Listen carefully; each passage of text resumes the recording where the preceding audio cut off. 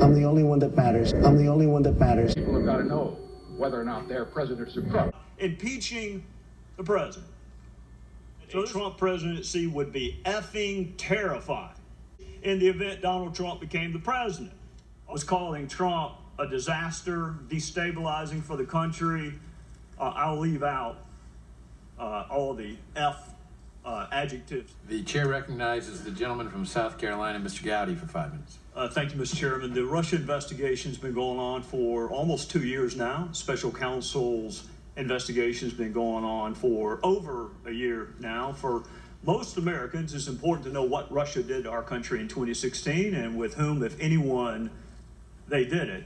When a foreign state interferes with our democratic electoral process, it should be a chance of a lifetime for a law enforcement agent to investigate that. There is an ongoing investigation, yes. And it's not concluded? Correct. And no conclusion has been made on any aspect of the investigation today? Well, there have been several charges that have been filed, and so you're familiar with those. Correct. I'm with Gentlewoman Hazard. It's ongoing. Thank you. I yield back. More than 60 Democrats have already voted to proceed with impeachment before Bob Mueller has found a single solitary damn thing.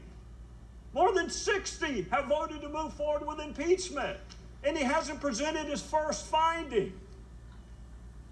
So I'm going to say this to you, Mr. Ray, Mr. Rosenstein. I realize that neither one of you were there when this happened, but you're both there now. Russia attacked this country. They should be the target, but Russia isn't being hurt by this investigation right now. We are.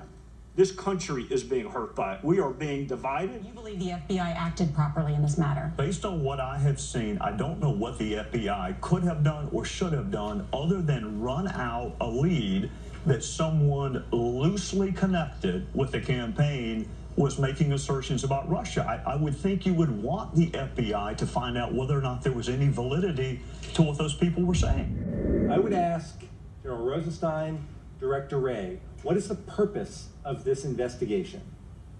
Congressman, I think that there are actually two different issues. The first is this investigation, which is an historical investigation of interference with the 2016 election. The second question, which I think is of tremendous importance, is what's happening now and what's going to happen in the future. And I think it's important for the American people to understand that this is not a one-shot deal. There are foreign countries that on a regular basis are attempting to infiltrate American computer systems and interfere in our democracy. And the FBI has a task force that is focused on this problem. It's working with officials in the Department of Justice, and we're going to continue to do everything that we can to protect the American people against this sort of abuse. So this is where we are. We're 2 years into this investigation. We're a year and a half into the presidency. We're over a year into special counsel. Democrats are using this investigation as a presumption of guilt, which I find astonishing. We need to see the evidence. If you have evidence of wrongdoing by any member of the Trump campaign, present it to the damn grand jury. If you have evidence that this president acted inappropriately, present it to the American people. Whatever you got, finish it the hell up, because this country is being torn apart. I would yield back, Mr. Chairman. Thank you. Chair recognizes the gentleman from Florida, Mr. Deutsch, for 5 minutes. General Rosenstein, you submitted a letter to Senator Grassley, the chairman of the Judiciary Committee in the Senate, also a letter to Speaker Ryan about the resolution. You actually take great length to explain the way that you've been complying with congressional oversight, working diligently and in good faith to provide an unprecedented level of congressional access to information that members of Congress believe may be relevant.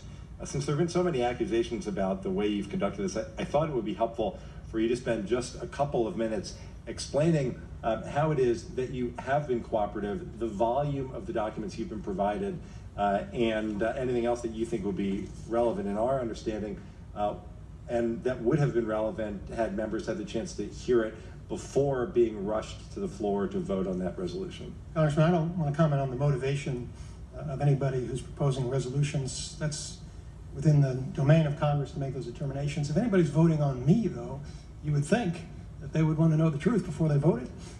And if you wanted to know about all the things we're doing to comply with congressional subpoenas and document requests and all the many inquiries that we get, you wouldn't have to talk to just me. You'd have to talk to the dozens of folks who are working diligently every day to try to comply with these requests. So I'm happy to take whatever blame you want to assess. That's one of my jobs.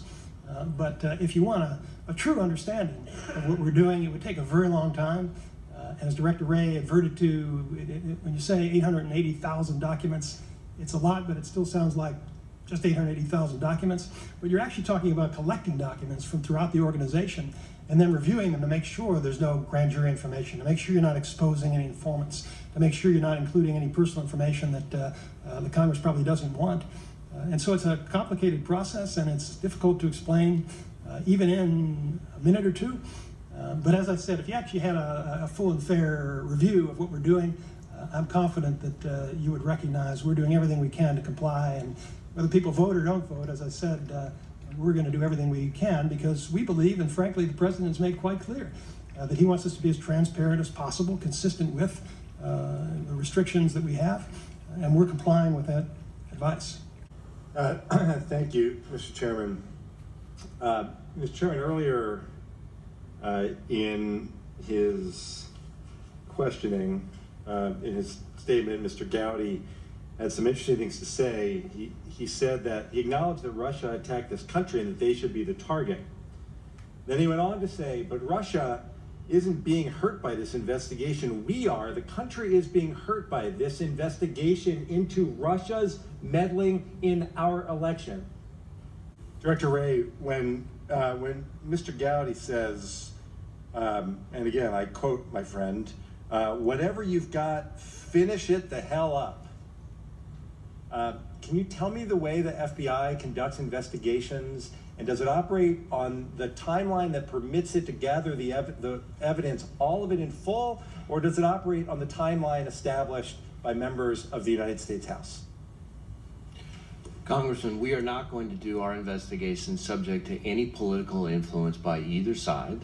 We are going to do our investigations as expeditiously but responsibly as we possibly can. As I've said repeatedly, we're going to play it straight and by the book, and that would extend to every investigation that we have responsibility for. Mr. Rosenstein and Director Ray, I very much appreciate your coming. I very much appreciate your agreeing to testify under oath. And I would finally just take exception, vehemently so, with the assertion made by my friend Mr. Jordan earlier, who said, and I quote him, well now, who are we supposed to believe? The staff members who we've worked with, who have never misled us, or you guys who we've caught hiding information from us? That's a question that he asked to you, Mr. Rosenstein, as you were answering questions under oath. The only conclusion from a statement like that, from a question like that, is the suggestion that you've appeared before us and under oath are lying to the members of this committee. It is offensive. It was inappropriate for my colleague to do that. I regret that he had, and I yield back the balance of my time. The Deputy Attorney General is allowed to respond if he chooses to do so. With regard to the investigation, I've heard the suggestions that we should just close the investigation. I think the best thing we can do is finish it appropriately and reach a conclusion. And I certainly agree with you, sir, that people should not jump to conclusions without seeing the evidence. I've been the victim of fake news attacks myself, so I'm sympathetic. I agree with you, sir, that there's been no allegation made by the Department of Justice or the Special Counsel other than what's reflected in those documents that are filed publicly, the charged folks. Nobody should draw any conclusions beyond those charges.